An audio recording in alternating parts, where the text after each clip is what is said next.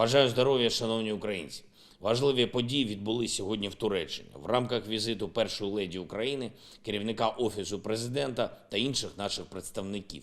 В присутності Олени був спущений на воду перший корвет для нашої держави із тих, що мають бути побудовані турецькою стороною. Корвет «Гетьман Іван Мазепа». Його будівництво почалося ще в 2021 році і у визначений час буде завершено. Вважаю дуже символічним, що він отримав саме таке ім'я. Попри століття російської брехливої пропаганди, історична правда і справедливість все одно перемагають. І немає жодної причини, щоб зірвався наш проект будівництва нового флоту для України. Ми реалізуємо всі намічені плани. Наша мета – це створення в Україні повноцінної бази для обслуговування і будівництва кораблів. Сьогодні ж Андрій Єрмак разом з українською делегацією відвідав потужності компанії «Байкар», яка виробляє, зокрема, і для нас добре усім відомі «Байрактари». Від імені усіх українців Андрій подякував керівникам компанії та вручив голові ради директорів Сельчуку Байрактару орден за заслуги, яким той був відзначений до річниці незалежності України. Однак і ця зустріч не символічна, вона цілком практична. Ми готуємось до створення в Україні навчального центру і заводу компанії «Байкар», а також спільного виробництва авіадвигунів. Обов'язково реалізуємо і ці проекти. Україна завжди була і буде одним з європейських центрів військової та авіаційної промисловості. І я пишаюсь, що можу сказати ці слова абсолютно впевнено і обґрунтовано за підсумками вже 221-го дня повномасштабної війни Росії проти нашої держави. Щось у когось пішло не за планом. І цими зустрічами наша дипломатична активність сьогодні зовсім не вичерпується. Відбулася також зустріч перших леді України і Туреччини. Я дякую президенту Ердогану і його дружині Еміне за незмінну підтримку наших зусиль для повернення миру. Перша леді України та наша делегація зустрілась зі Вселенським патріархом Варфоломієм.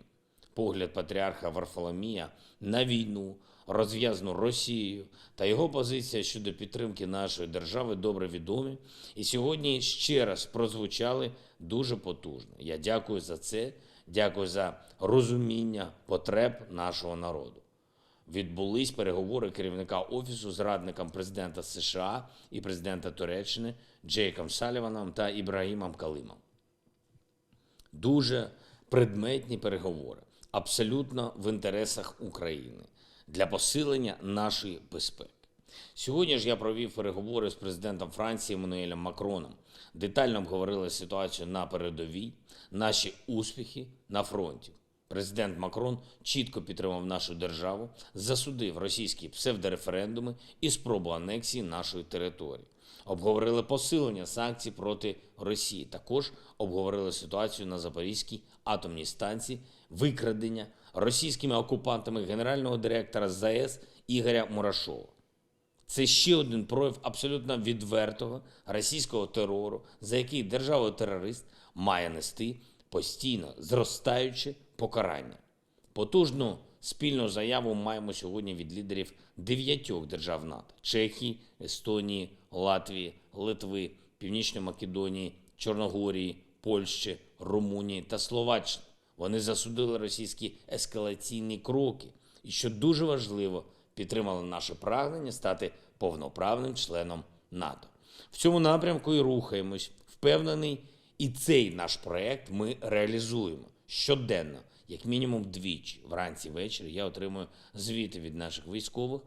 Цього тижня у звітах найбільшу частину займає перелік звільнених від ворога населених пунктів в рамках нашої триваючої оборонної операції. Найбільш медійною зараз стала історія звільнення Лиману Донецької області. Але успіхи наших воїнів не обмежуються тільки Лиманом. Це, знаєте, така тенденція. Нещодавно хтось десь проводив псевдореферендуми, а коли повертається український прапор, про російський фарс з якимись там папірцями і якимись там анексіями ніхто і не згадує. Окрім, звичайно, правоохоронних органів України. Бо кожен, хто причетний до будь-яких елементів агресії проти нашої держави, буде за це відповідати. І я дякую усім, хто наближає ці моменти перемог, хто повертає український прапор на його законні місця на українській землі. Я дякую всім, від генералів до рядових, від професійних військових, розвідників, спецслужбовців до волонтерів і кожного, хто допомагає обороняти нашу державу. А особливо відзначу за успіхи на сході нашої країни 25-ту, 80-ту, 81-ту, 95-ту бригади десантно-штурмових військ, 14-ту і 92-го окремі механізовані бригади, 1-шу, 4-ту і 17-ту танкові бригади, сили спеціальних операцій, підрозділи Національної гвардії та Національної поліції, співробітників Служби безпеки України і наших розвідників, ГУРМО. Дякую, воїни. І ще одне. Сьогодні в Україні відзначаються два професійні свята. День учителя, День працівника освіти і День сил тероборони. Звичайно, сказано вже багато добрих, теплих слів і для освітян, і для наших тероборонівців, але хочу дещо додати. Ефективна оборона неможлива без хорошої національної освіти.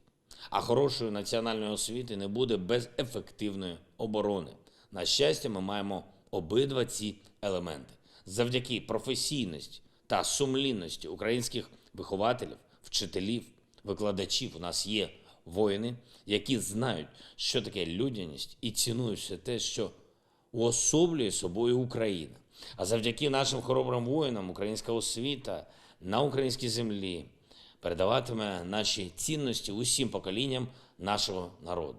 Я дякую кожному українському вихователю, вчителю і викладачу. Дякую кожному нашому захиснику, кожній захисниці. Я дякую воїнам 127-ї бригади тероборони за захист Харкова і звільнення території Харківщини, воїнам 110-ї бригади, які хоробро дають відсіч окупантам на Запорізькому напрямку, воїнам 129-ї бригади мого рідного Кривого Рогу, які відзначились хорошими результатами і звільнили, зокрема, Архангельське та Миролюбівку, воїнам 115-ї бригади тероборони, які зробили чималий внесок у захист Житомирщини, а також воїнам 117-ї бригади, які захищають північно-східний напрямок на Сумщині. Україна переможе! Слава Україні!